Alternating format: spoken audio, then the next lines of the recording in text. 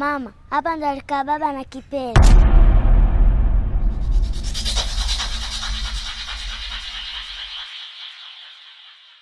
Shemeji, ina maana siku hizi hii nyumba yako inatumika kama guest? Mbona unanivunjia heshima shemeji? Si unasikia maneno ya mtoto? Haya, mume wangu na Kipele hapa walikuwa wanatafuta nini? Hali yakuwa unajua mtaa mzima huu wanajua tabia ya Kipele.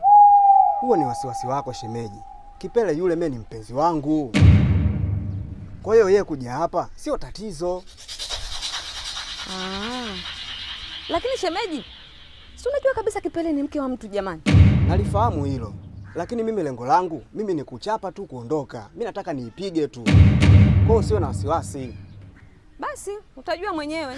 Ila mimi nilichanganyikiwa. Maana maneno alikuja kuniambia mtoto, nilivurugwa kabisa. Okay, karibu shemeji. Chaudele mwanangu. Tuondoke.